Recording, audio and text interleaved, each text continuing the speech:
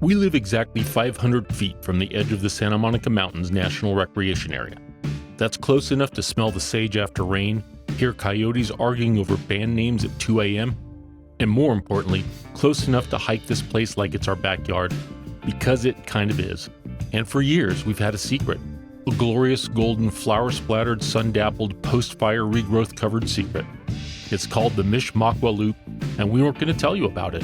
Nope, too special, too quiet, too full of lizards that do push-ups just for us. But this Memorial Day weekend, everyone was out here, and they were loving it. So we figured the secret's out.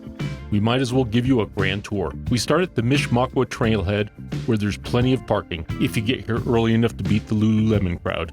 If you're late, just go 3 minutes down the road to the Sandstone Peak trailhead parking, and do the loop from there.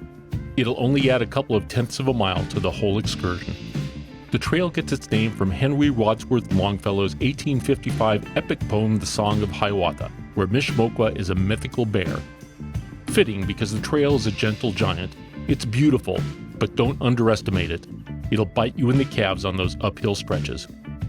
One of the first highlights as we walk along Camarillo Canyon are Echo Cliffs, a massive wall of sculpted rock that climbers scale with ropes, chalk, and questionable life choices. If you listen closely, you might hear them echoing off the walls saying things like, "Dude, I think I left my granola bar in the car." Next, we cruise past vistas of balancing rock, a geographical marvel that looks like it missed the memo about gravity. You half expect it to start rocking like a bobblehead in an earthquake. Don't worry, it's been balancing like this since before the internet, and it'll probably outlast all of us. Then we cross a seasonal creek at Split Rock, which sounds like a band from the 70s, but is actually a peaceful spot under recovering oak and sycamore trees. Yep, it's split all right. Perfect for a snack break, a nap, or contemplating if you're fit enough to hike out from the lowest point on the entire trail. Now we climb for about 4 miles, gently at first, through some rock structures that would be entirely at home in any of Utah's mighty 5 national parks. So we've just crossed the creek, and now we're heading up to see Sandstone Peak, and we're going to probably see Tri-Peaks along the way. It's hard to believe that the trailhead for this hike is minutes from our home. I mean, it does feel like this belongs in a national park. There's a cave in them thar hills. We finally get into the high open plain between some of Santa Monica Mountain's most legendary peaks, Sandstone Peak, Old Boney, and Tri-Peaks. It's like the Mount Rushmore of this range, except less carved and more accidentally magnificent. The 2018 Woolsey fire absolutely scorched this place, but the regrowth is stunning. Yucca blooms like exclamation points, vibrant wildflowers carpeting the meadows, and charred tree skeletons standing like watchful sentinels. Nature, it turns out, is a better comeback artist than Cher. We turn onto the Backbone Trail, a name that sounds more intense, but is more of a gentle spine at its highest point here.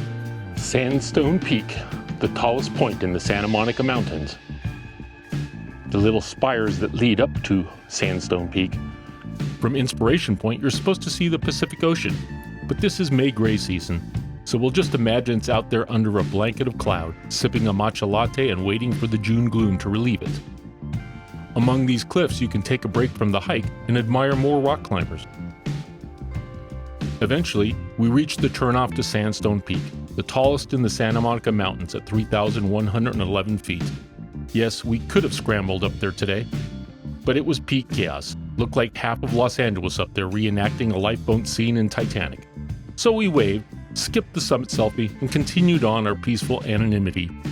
We'll be back when it's less populated. Now we descend through a series of switchbacks that gives us cinematic views of where we started, Echo Cliffs to the side. The Mishe Mokwa Trail threading along the canyon as if it had never been visited earlier that day. And the flowers, oh the flowers, poppies, lupins, golden yarrow, nature's own super bloom encore. We could see all the way from Camarillo to Lake Sherwood and Thousand Oaks. We couldn't even hear the distant hum of the 101 up here.